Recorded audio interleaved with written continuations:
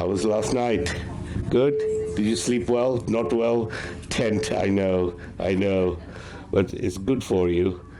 Down to the ground level. Okay.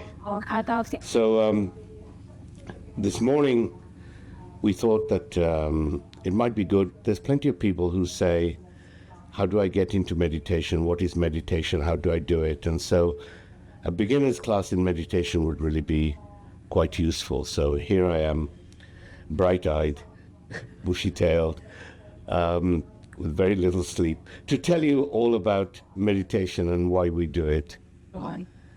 So, in traditional terms, meditation is in two aspects.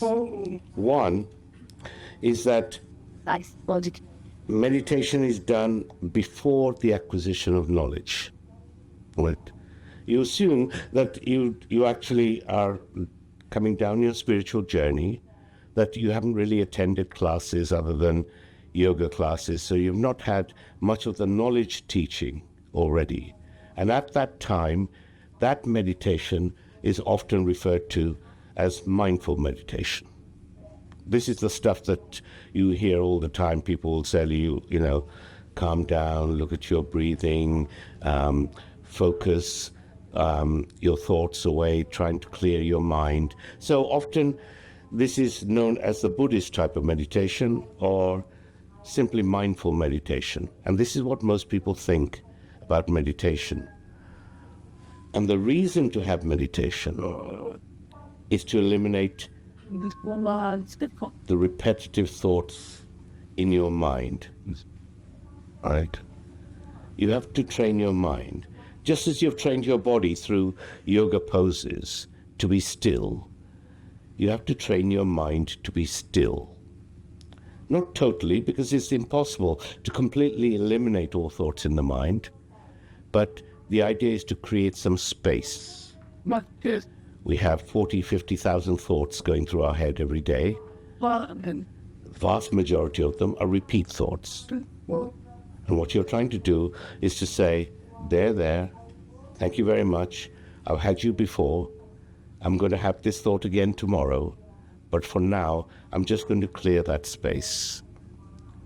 And why do you clear the space? You clear the space so that the knowledge can go in and fill it. Just as a full cup cannot take any more tea, in the same way, you need to empty some of the contents of your own mind. And that's why we meditate. It's very simple. And meditation, if you look at the 8 limbs of yoga, right from correct living, then asana, the postural yoga, comes in at point number 3. And then you've got the pranayama, the breathing techniques, coming at number 4. And gradually, the meditation bits start thereafter. So what we're trying to get to is elevate ourselves from the physicality that we are to the more subtle body. It is said that as beings, we have 3 independent bodies that are all combined in one. We have the physicality. This is the body that we see when we look at the mirror. This is the body that everybody else sees, the physical body. And this physical body is effectively just modified food. That's all it is. It's inert. How do we know it's inert? Well, when we die, the physical body is still there, lying there, but it's not animated in any way. So the physical body itself is inert. What enlivens it is the subtle body. And the subtle body is within us. And that subtle body has all the physiological functions that we have, the circulatory system and so forth. It has the mind, the part that captures all the information and brings it to us. And it has the intellect that is able to analyze the information that has been gathered, the subtle body. And it's the subtle body that enlivens the physical body. All right?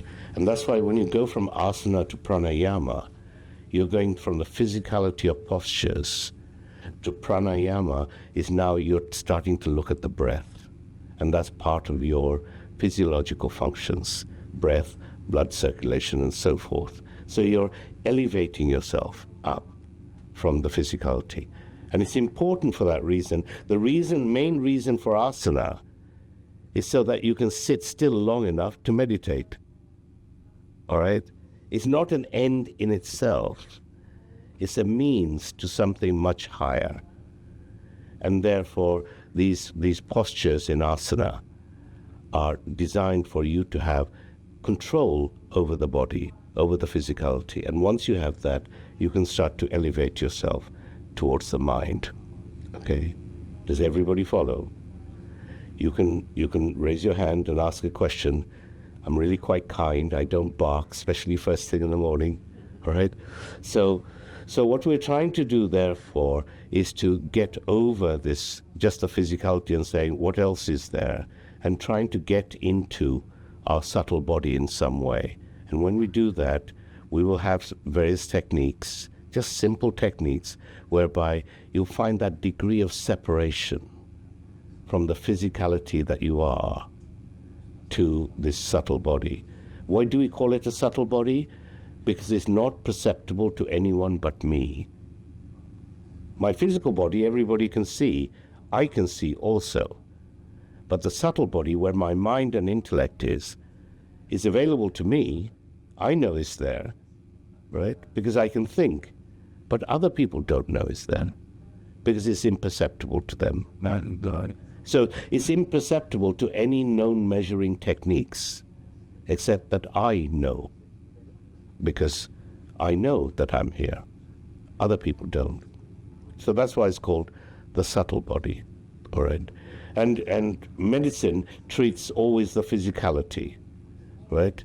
They don't really treat the subtle body. So psychiatry tries to look at the subtle body in some way, all right? And there's even a third body, the causal body, because it said everything must have a cause, and therefore if we have a subtle body, there must be a causal body from which the subtle body comes. And that causal body is imperceptible not only to people outside, but to ourselves also. Right? So, but it is, as Julie Andrews would say, nothing comes from nothing, nothing ever could. So your subtle body could never come from just nothing. That's one of the key things in Vedanta. Everything has a cause. Every effect has a cause, right? It's a natural law. And therefore, we have a cause from which we're derived. So, what we're trying to do is effectively take some mastery, some control over this subtle body, your thinking techniques, all right? Everybody follows where we are? What's the point of it all? The point of it all is that once you've created this space, you can then go to the fire tent and then allow the wisdom to filter into you, and then it'll start to make sense.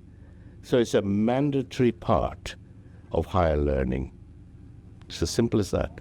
It's a mandatory part of higher learning, and that's why it's recommended right at the beginning. So what we'll do this morning is a very simple 10-minute exercise. We'll start off with that, on how to calm ourselves down, relax a little bit. And because this is a beginner's class, you'll follow my voice. You may fall asleep, depending on how much sleep you had yesterday, but that's okay. Just don't snore and wake up your neighbors, all right? You can fall asleep, and what we'll try and do is get that space, a little bit of space. It'll only last for 10 minutes, and then I'll bring you out. During the whole of meditation, you're not in an altered state where you aren't in control. You're always in control. You choose to reduce the number of thoughts in your head, right? It is your choice, and you can come out at any time. Now, because we have thoughts going on in our head, most of our thoughts are driven by our sensory inputs. And the primary of these are the eyes and the ears that you're using now, right? Now, we can't shut off our ears. We can't say, I choose not to listen from now. It doesn't happen. But we can close our eyes. We actually can't stop seeing because all we do is end up seeing the back of our eyelids. That's why if there's a bright light outside and you've got your eyes closed, then you can see a pale redness, right? But we can at least shut it down partially. So in meditation, often is said that either have a point of focus, don't move your eyes, or close your eyes entirely. And what you're trying to do here is reduce the external input. Already in a comfortable position, your physical input, the sense of touch, has already been reduced. Because when we sit in a certain position, our legs, or at least my legs, go numb. I can't feel them at all. So we're trying to reduce the physicality of that, and we're not tasting anything, right? There's no strong smells here. It's just the ears and the eyes that we have to gently dampen down so that we can go more internal. Right? Does that make sense? Okay. So what we'll do is, as I said, 10 minutes, and I'll bring you back out in the sense that I'll ask you to come back out. The way we normally come out, let me tell you this, I'll bring you out, is that if we've been still for some time, then the way we normally come out is that I ask you to breathe a bit more deeper, maybe, start to pick up some sounds around you in the environment, so you can hear that generator, you can pick that up, sounds in the room, and then finally to move some extremities, some fingertips and things like that. So gradually come back into this reality. All right. So we bring you out in that way, then we'll discuss how did it go for people, and we'll have another go thereafter if we've got time. So if everybody's happy with that, then we can make a start. So the start is always the same. You find yourself a comfortable position, however it is, on the ground, in the chair. And what you're trying to do is be grounded. What does being grounded mean? Well, the main part of us is from the base of our spine to the top of the head. That's why the chakras are all along here. The arms and legs are mainly appendages, all right? And if you lie down during this thing, you will fall asleep. All right? So it's best probably not to lie down. You will fall asleep, and people say, I have one of those voices that put people to sleep. All right? So try and be comfortable, as comfortable as you can, and you're trying to keep your back absolutely straight, because that's where the energy is flowing, right? And that's the main part of you. These things are, as I said, mere appendages to the main part of your body, which is from your spine to the top of your head. So if you sit still, you can cross your legs or not, whatever is comfortable for you, and then find a relaxed position for your hands, because you're trying not to move physically. So you want a position where you don't have to hold it, you're not applying any muscle power. It has to be relaxed, it has to be gentle. And then that means that you probably want to close your eyes. Now, not tight shut so that you get wrinkles on your eyelids, but gently to close them, all right? And you can practice a few times, close them half, then close them 3/4, and close them entirely, right? So a straight spine, the closing of the eyes, and gradually, as this happens, your awareness moves from the physicality that is your physical you to much more internal, to the subtle element of you, all right? And that's why at this time, people say, all right, now focus on the breath. Oh. You don't want to control the breath. You certainly don't want to stop the breath. What you want to do is monitor the breath. Yeah. And what you want to do is feel the inhalation as it goes through the nostrils. You can feel a certain coolness of the air. Then the exhalation, the warmth that's coming out. This is prana. This is the thing that keeps you going. right? And focusing on that, but not controlling it. You're not controlling the breath. You can feel that it's going in and it's going out. And therefore this breath, which is always going to be there, is a good point that you can return to when your mind wanders. And your mind will wander. Did I send that email? Do I need to call someone? Or am I going to have lunch? When is this class going to finish? You'll have all sorts of thoughts coming into your mind, right? The mind is designed to do that. In fact, it gets bored if thoughts don't come in, so that's why it repeats them, just to keep itself occupied. And now you're going to take control. And imagine each of those thoughts as they come to your head. You can say, it's as if they're clouds in the sky. And don't stop them. Observe them. And you realize that they'll float on past. And a new thought will arrive. And that thought too will float on by. The one constant is you. The thoughts will come and go. They will repeat. But you are that one constant. If a thought particularly bothers you, then say, as if talking to the thought, it's a very important thought. I found you a nice little chair over there. Why don't you go and sit down on it, and I'll come back to you in 10 minutes. Right now, I have nothing else to do except sit, allow my mind to calm down. And it will come down. You won't eliminate thoughts entirely. If something is persistent, go back to the breath. The inhalation and the exhalation.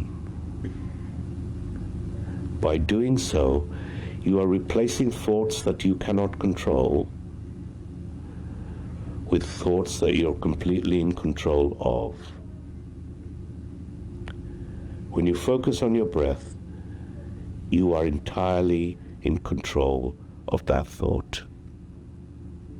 You are in charge. Now, it's time to relax even further. Starting from the top of your head. Imagine as you work down your muscle groups, your forehead. If your eyes are crunched up, right, relax them. Relax the forehead. Relax your cheeks. Relax your neck and shoulders. This is the difficult one. We have so much tension in the shoulders. And the way to relax them, at every exhalation, imagine that the muscle groups are relaxing that a little bit further. Every time you exhale, relax a little bit further. Now the arms, relaxed. The upper torso, relaxed. The lower torso, the hips, relaxed. You are grounded. Nothing else but control over this physical body. Your thighs, your lower legs, feet, they're all calm. And this is the opportunity where the thought creeps in. The thought will come, You're going to wave goodbye to it as it floats on by. Another one will come, and you say bye-bye to that also. And always come back to the breath. And at this point, you realize that there's a separation. There's a separation from you, the knower of the thought, and the thought itself. You are not what you think. The thoughts happen by themselves. You are the observer. You are the knower of the thoughts. Elevate yourself to that you, not the thought you. You're above all that. And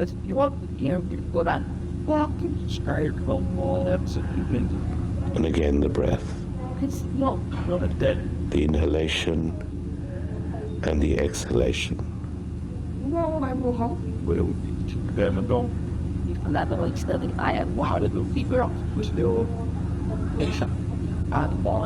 That's good.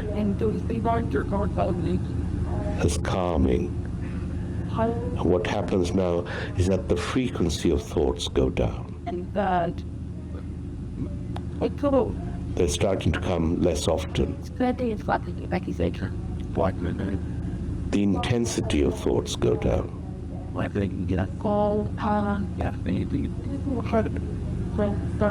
Thoughts are often things that control us. But you come to realize, I am the controller of the thoughts. I'm not going to be swayed by the thoughts in my head. I'm above all of that. Just spend a couple of minutes focusing on the breath and working on the cloud technique for thoughts. Then I'll gradually bring you back out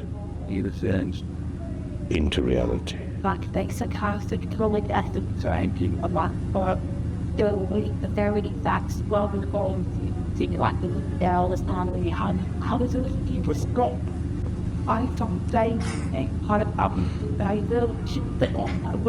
Albus can go down one box of what's the call?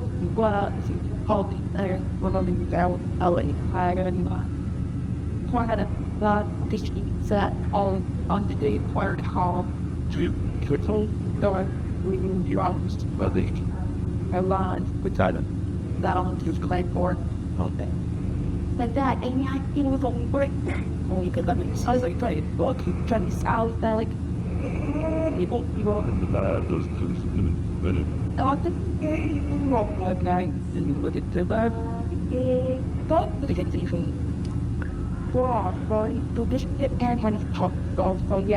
as you focus on the breath, now try and take control over the breath a little more.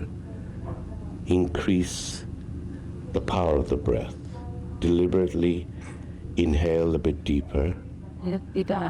Exhale a bit deeper. Take a few breaths. Now bring your hearing back. You can pick up the class next door. You can hear the humming of the generator. Right. It's starting to come back. You're starting to come back into the room. Now you can make small movements. Tips of your fingers. Your toes. Alright. And gradually, you're going to work on the eyes. Don't open your eyes fully, but a little bit. Close them again. And then open them halfway. Close them again. And in that way, gradually come back out into the room.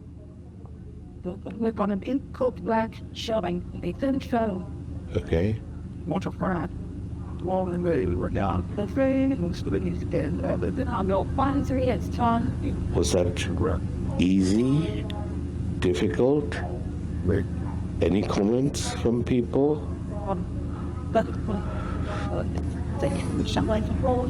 Shut the hearing off. Yeah, it is difficult. And so it is difficult not only here, but it's at home. You're often in families and everybody's chirping away. So when can you find those few moments, and how long does it need to be that you meditate? And the time period of meditation is not important. I'll repeat that. The time period of meditation is not important. It's the quality of it that's important. You can meditate simply while you're washing your hands. You focus on the sound of the water, and for that one moment, that 1 minute as you wash your hands, there's nothing else going through your mind except the sound of the water and the feeling of the water on your hands. And you'll have a 1 minute meditation. All right? And for that 1 minute, other thoughts would have been eliminated from your head. So you can do that at any time, except when you're driving. All right? If you find a moment where you can just focus on that one thing, then the other things are no longer in your mind to focus upon. All right? We can't think of many things simultaneously. We just think of one thing, but crunch it up into what looks like simultaneous thought. And you're trying to focus onto that one thing.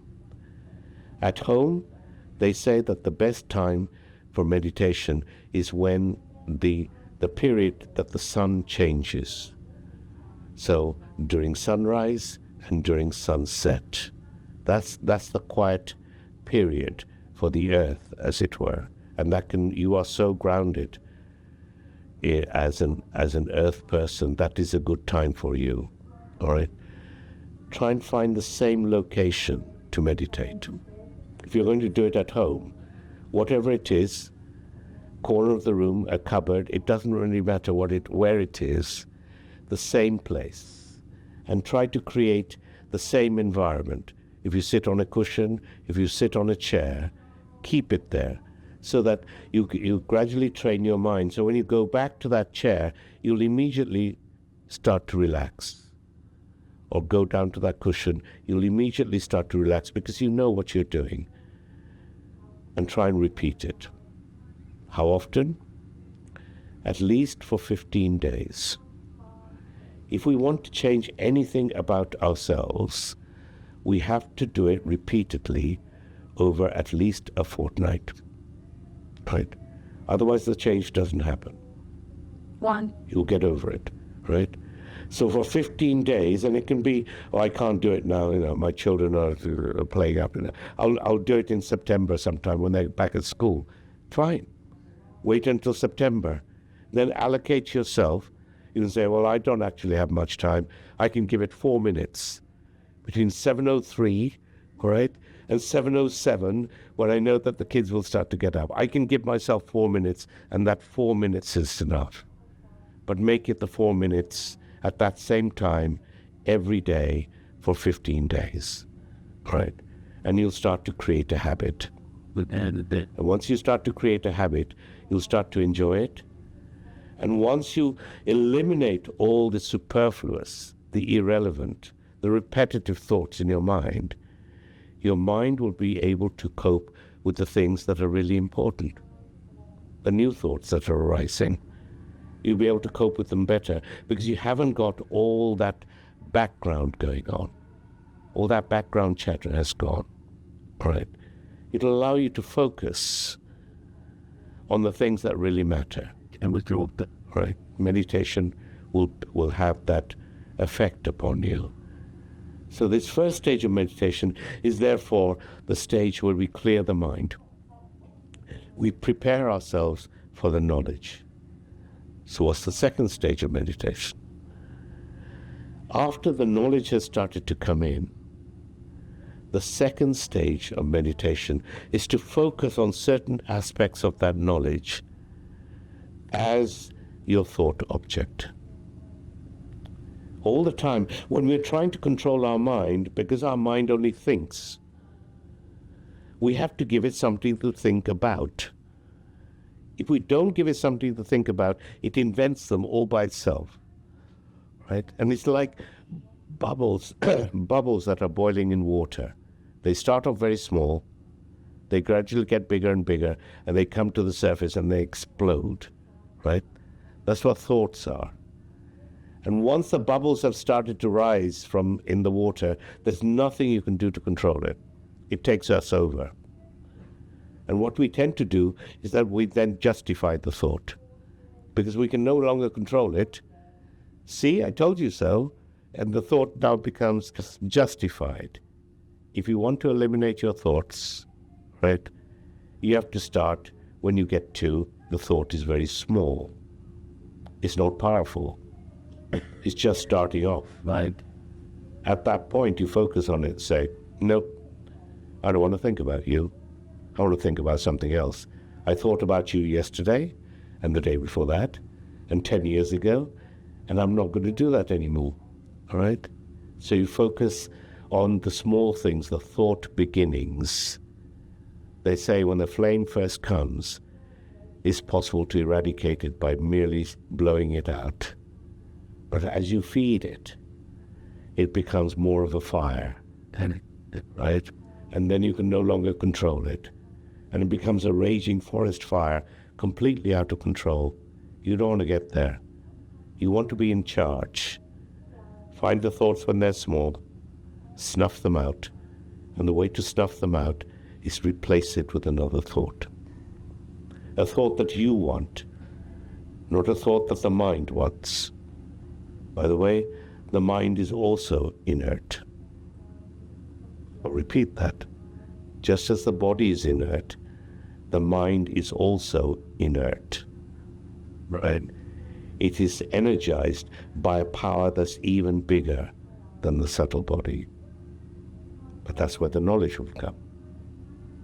So you want to eliminate the thoughts that you don't want by replacing them with thoughts that you do want. During mindful meditation, the stage 1, you're replacing them with thoughts about the breath, thoughts about trying to feel the pulse in your body. Anything that is repetitive, that you can't control, that you can take your mind away from other thoughts. And when you go to the next stage of meditation, after you've started to study a little bit, then those points of study become your thought objects. And you focus on those things, right? And that type of meditation is called Nitithyasanam, which is as difficult to spell as it is to say. Nitithyasanam is that second stage, and that's often called Vedic meditation, because at that stage you've started to acquire the knowledge of the Vedas. That's what the fire tent is about. That's what the talks by Sarvapriyananda is all about. The Vedic wisdom that you want to come in, because you want to answer those basic questions. Who am I? What is this world? Is there a higher power? And all these things that even cavemen started to ask themselves around the fire, we still ask ourselves now. And the Vedas say, I can answer all those questions for you, right? And then you say, oh, all right, then I'll listen. This may be worth it. And the information will go in. All right? That's 2 stages of meditation. Shall we do the first one again a little bit, now that you've got it, how to do it, you can get some control over it. If you want to try this again, remember, you can always bring a chair over. If the ground is uncomfortable, you can always bring a chair over from any of the other locations and then return it again. All right? So, we're going to do another mindful meditation.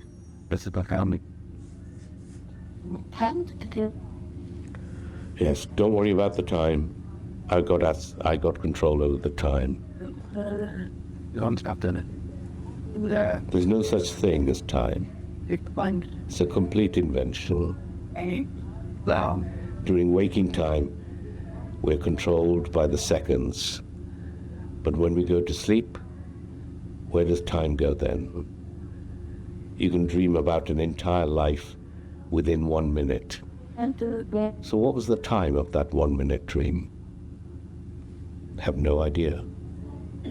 It's a complete invention. Settle down, relax the body. You're trying to get into a comfortable position that won't ache within the 4 or 5 minutes you want to spend in that position. The back is straight. It's as if you've got a pendulum, a plumber's pendulum from the top of your head going straight down your spine to your base. And imagine from the base of your spine, you're grounded. It's as if the base of the spine has grown its roots that has gone into the ground. And you're now taking that earth energy into you. Huge amount of energy. Imagine the power it takes to grow a single blade of grass. That power is available to you. Tap into it. It flows up within you, flows up your spine. It energizes your body. Yeah. Feel it.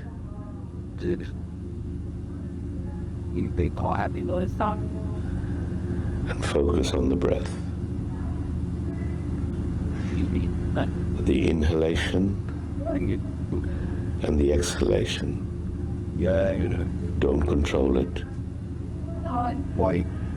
It will do just as well by itself. It's worked for this many years on your life, and it'll carry on by itself just as well. You want to thank the breath for doing its job. Inhalation, exhalation. And you'll observe that the breath slows. When the mind has less to do, the breath slows. That's why your breath increases if your mind gets excited or frightened. But when it's relaxed, the breath slows.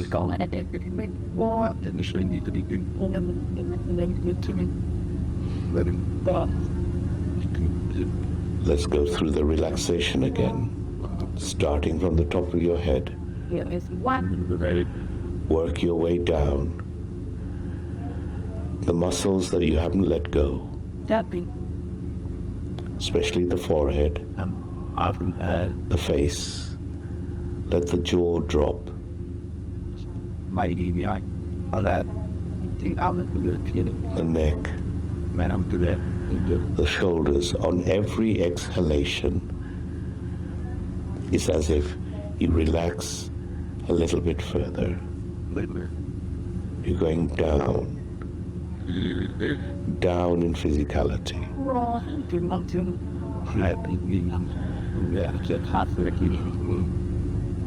Focus on the breath. If the thoughts come, wave them by.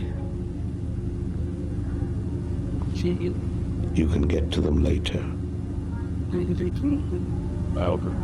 They're not important now. Relax the mind. With the exhalation, relax the body. Focus on the breath. Now, choose a part of the body where you can feel your pulse. Is there anywhere you can feel a pulse? This life force that's pulsating through you could be very subtle. Find it. what do you got? And I just pin our bag. Focus on it. What's the little bit wild? What? All these tiny things that are happening all the time that we give no attention to. Are absolutely mandatory to keep this physical body going.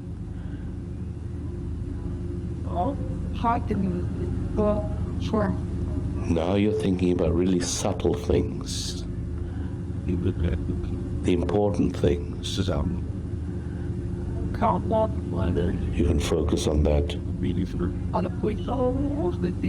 for a few minutes, and I'll bring you back out again.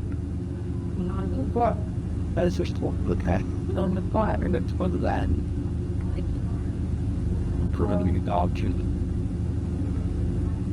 that way. Got long, I've been in that in home. And then it got it's good. But you were doing your son got away. Yeah, oh, it's there. Anything else? It's full of. I don't know. Get on it all. Need to go ahead and now. Well, the comments going to take on with unpadded and there's then he would be lying to me. I hated me. Get through the. I think there's no that he would do for it on me. For now, what could have been a great wanting to leave while my games. We're calling that because that's not the much of it. He's open, he got another sort of like it's very happy with them. Like, this is we'll call it your hospital. Well, then the top hand where that Now, as you focus on the breath, take back control and breathe a bit deeper. Fill your lungs. Exhale all the way. Deep breaths. As you gradually come back into the room,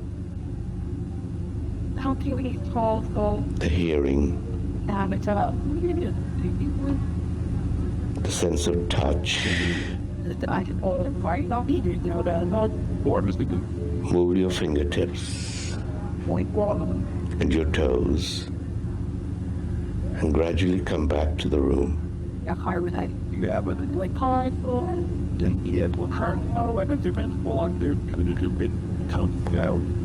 And as you start to partially open your eyes, gently, remember, many people what they do is they finish off a meditation by rubbing their hands, this warmth, and then putting the hands on top of their eyes, just to calm their eyes down together. Yeah, that's right. Yeah.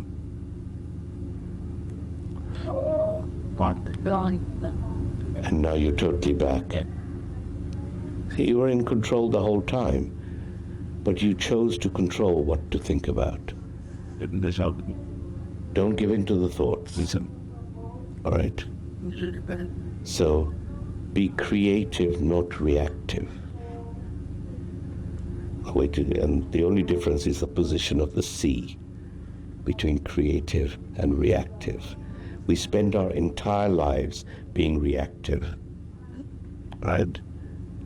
And the reactive element of it is based on our opinion.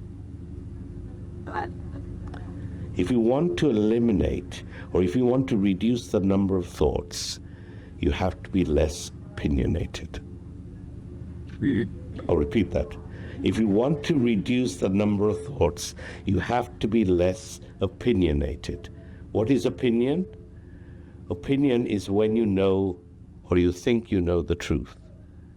And therefore, when somebody else says or does something that is different to what you know to be the truth, then there's a difference, there's a gap between what should happen and what does happen.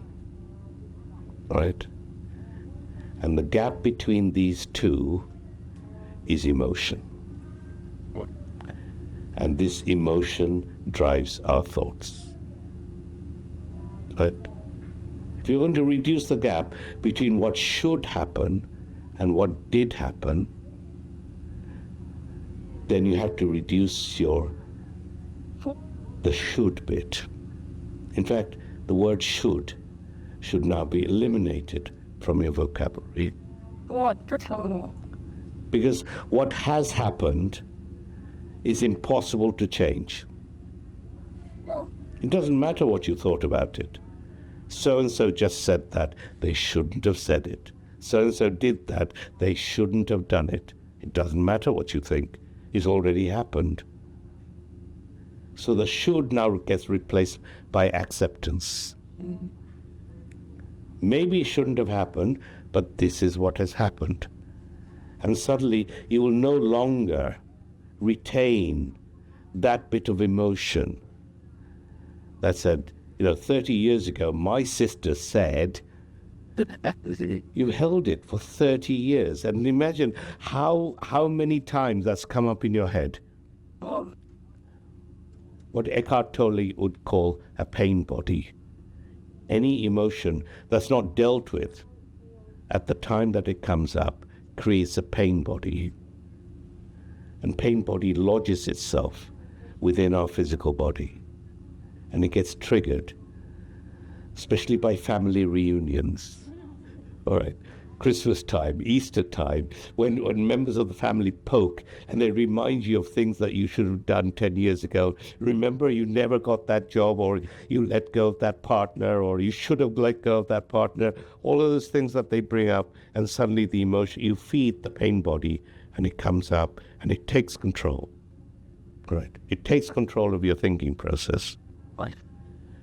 So as we said, one of the techniques is to, when the bubble is small, eliminate it, replace it with another thought.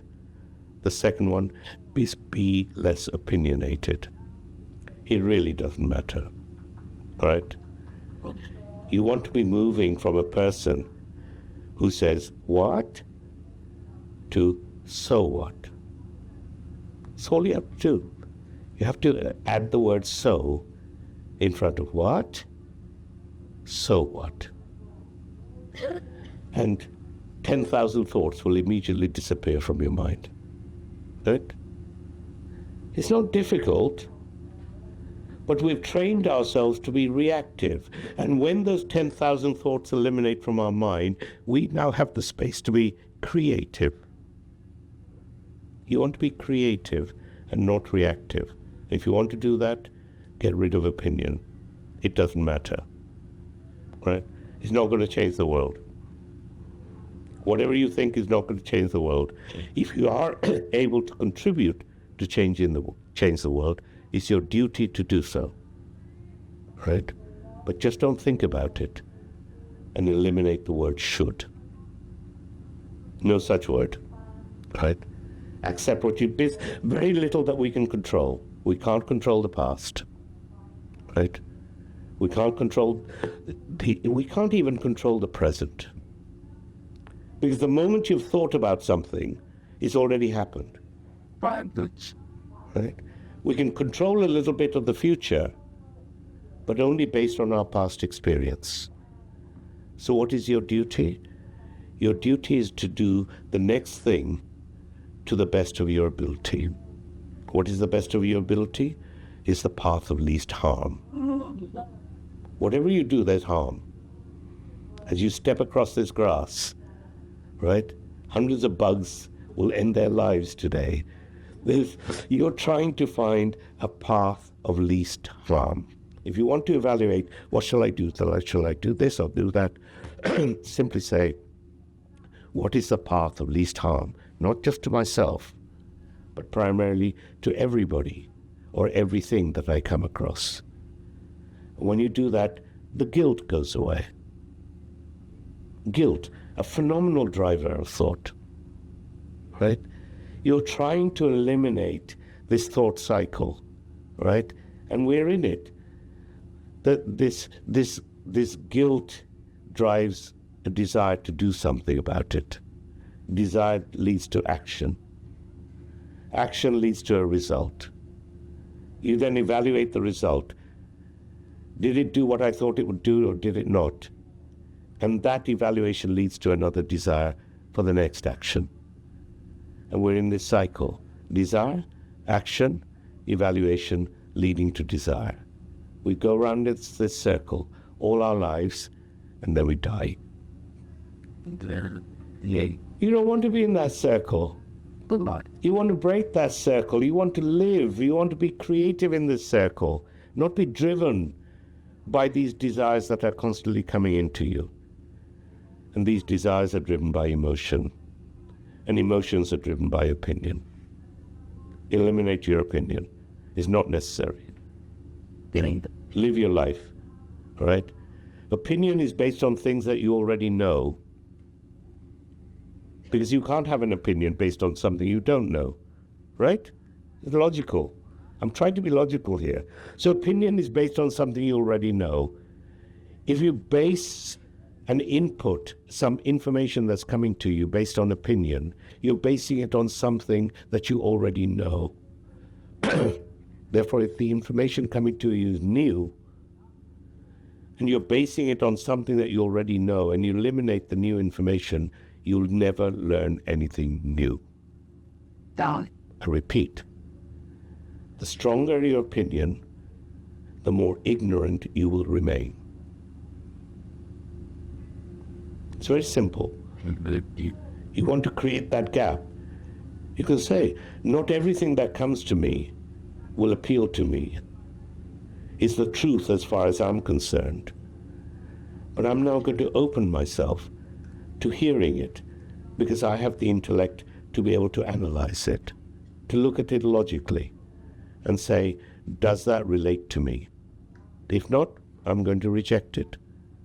What I'm not going to do when new information comes in, says, nah, this doesn't tally with what I know. You'll never learn anything new if you do that. We're in a very limited time period to learn, right? When you get old and senile like me, you don't actually learn a huge amount. So you've got a very limited time period to learn. So just open yourself up. You've got time for evaluation later. This is how I started. About 20 years ago, I thought to myself, what if everything I know is incorrect? Very simple statement. What if everything I know is incorrect? And at that time, your opinion disappears. And you start to hear other people. That's what the festival is about. That's why the tents are here. So you can creep into the back and hear some of these people speaking. Right? So open your minds, hear it, analyze it. Right? The three processes of knowledge. Shravanam is the hearing process. Completely open. I'll put my opinion down on this table, because for the next 20 minutes I'm going to hear this person. Shravanam. Then once I've totally heard what they've said, and I've understood it, even to the extent that I could paraphrase it back, I'm going to go into mananam. I'm going to go into analysis. And I'm going to ask the questions of the teacher. You said this thing. How do you justify that? I'm going to get all the answers to my questions until all doubts have been eliminated. Mananam. But by that stage, it's still only in my head. And now I want to live it. Excuse me. Now I want to live it. And to live it, you've got to take that knowledge and embed it into every cell, every pore of your body, so that you become creative and not reactive. We're always reactive. Somebody hits you in the face, you hit them back. We don't go into an analysis. No, they just hit me with their right arm, and it hit the right-hand side of my face. Boy, is it hurting now. How long will it hurt? You don't do that. You just kick them back, all right? And we do, all of our lives is based on things like that. If you want to be more creative, you need the knowledge to be all through you. Shravanam, Mananam, Nitithyasanam. So now, after this first hour, you've got some small little techniques just to quieten your mind. Few minutes a day, repetitive, at the same time of the day. But any quiet moment that you have, you can be contemplative and meditate. Any questions? This is such an easy thing to do. I mean, there shouldn't be classes on this, quite honestly. All right. Any questions? Yes. It's sort of a shame that it's only now when as to get spending further in our life and we realise we have the time. And yet I think so the time when you're saying we're on here to learn so much and things like that or to any sense. But that was cool. Or difficult exercise. Yes. So the question was, it's a shame that it's taken us this many years to get this point in our lives to realize that I need to learn more, just at a time when, the brain isn't working as fast as it used to. But often, that's why you'll hear in the other classes, I'm sure, there's phases in our lives, and the Vedas allocated 4 phases in our life. It typically said that if you looked after your body, it should last you 100 years. And it produced 4 phases. First 25 years of learning. The second 25 years is householder, right? You're not supposed to do anything other than maintain the household because you're the key earner. You've got people who are dependent upon you, both the elderly and the young children. And then only after 50 are you at a stage where you've got more time to yourself. The very fact that you're here, right, at this festival, listening to these talks, means that it is the time for you. They say that when you're ready, the teacher will come. Yeah. So this is not just, it's a shame that it's taken this long. It's perfection that is happening now. Okay? That's the way it is. Thank you very much indeed. Bye-bye.